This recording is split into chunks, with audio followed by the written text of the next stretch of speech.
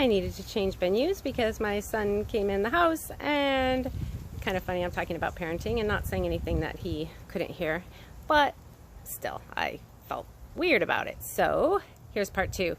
All right, so sometimes in the case, I think, in my situation, I think that the divorce was probably better for my kids because they had our different parenting styles in different houses and there wasn't conflict about it. So when my daughter was 14, I had a boyfriend, and you know, he would come over for dinner or whatever, and she got really moody and she was crying and she just didn't like anytime he was here. She would just like go to her room, and even if I was texting him, she'd get really upset.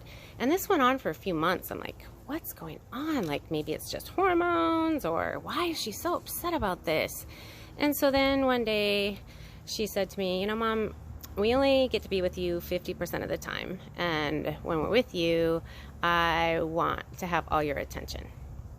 And I thought, wow, I understand that and I agree with that. So since then, she's now 18, I haven't had anybody that I was dating be around my kids.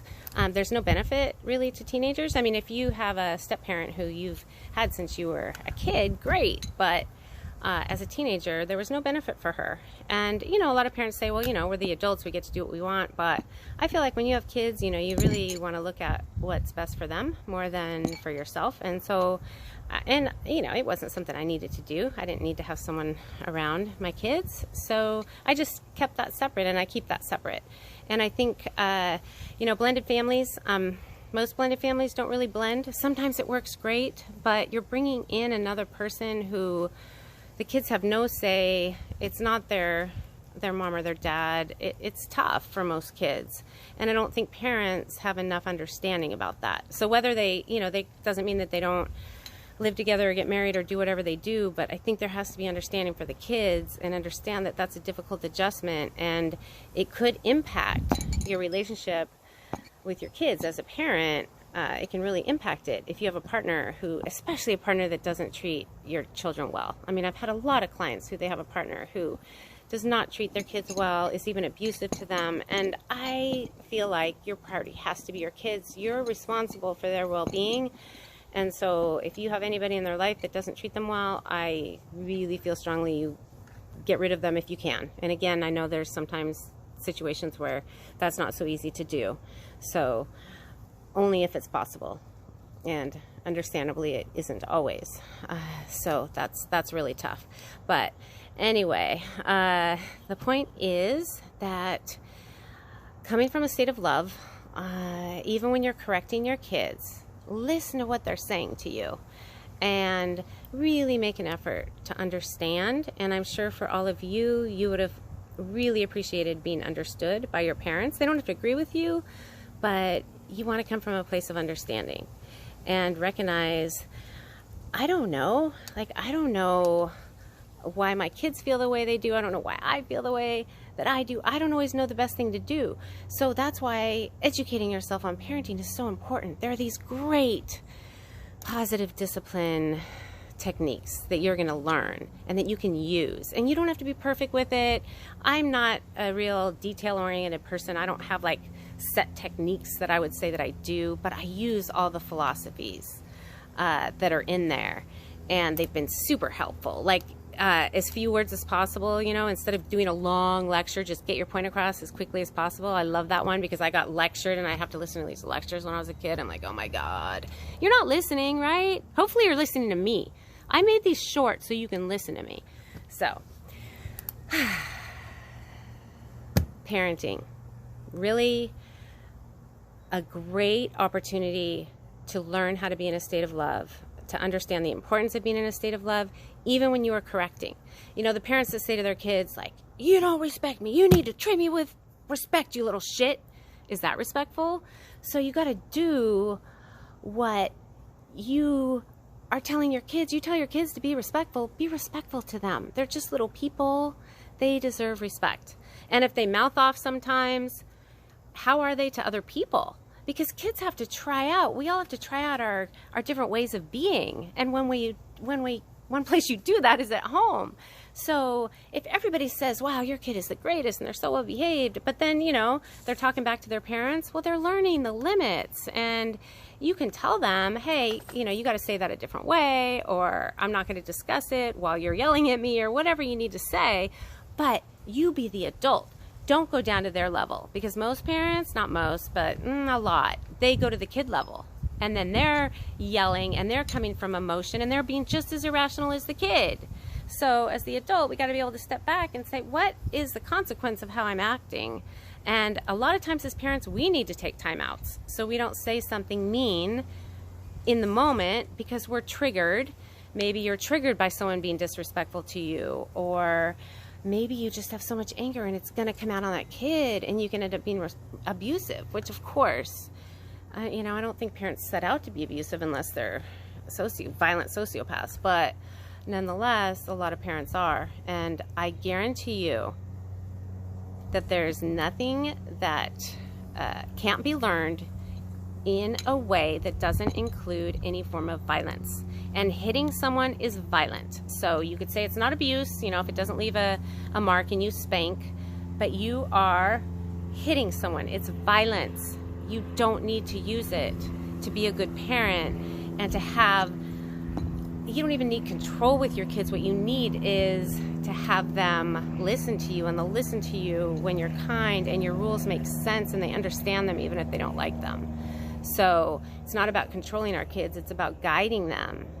You can guide them without violence, without hitting them, without yelling at them, I promise. It's not easy to do, but we can do it. And we can, and this isn't being permissive. I am not talking about being permissive, because we don't want that either. And there's been a lot of kids who have suffered from having parents that are too permissive. You need to have rules. We're here to guide them. You need to have limits. You need to have consequences, and there are consequences that make sense. And this is the last example I have for you about parenting. So when my son was in middle school, he got in trouble in school for going on campus on the weekend, and he had airsoft guns, and he and his friend were playing with their airsoft guns. Well, there happened to be a broadcasting class there that took pictures of them, and they had like face covering, and they had camo gear, and they had their airsoft guns, and they took pictures. And the next day I got called to the school, and as you can imagine, it was a big thing. So my son was playing. It wasn't a good decision to do that while there were people on campus, obviously. Bad decision. But he did it. I went to the office. I got called to the school. My son's sitting in the office, and he's dejected. He felt so bad. And, they said how horrible it was, and he was suspended for a week, and that the people in the school were scared. And I don't know if that's true or not. They knew it was classmates, like they knew who they were. But I think, they were kind of playing it up too, the kids that were there.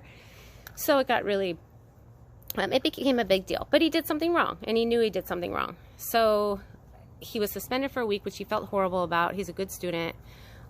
He was humiliated. It was embarrassing. He had to sit in the office. So he felt bad enough. Did I, as a parent, need to make him feel worse? Absolutely not. Sometimes there's already a consequence, and you don't add to it. That's called piggybacking. It's not necessary. That's all that needed to be done. Well, his dad took a different approach, and his dad, he called him out. He came over to the house, and he called him out to the car, and he took his phone from him, and he told him, you'll get it back when I decide, or whatever he said. And I said, no, don't take his phone. He's at my house, give him his phone back. And he's like, nope. And he wouldn't give him his phone back. And I was really upset, because I felt like that. I know that that's piggybacking. I know my son learned a lesson, and that taking his phone away on top of that was not going to do anything. So I couldn't do anything about it, though.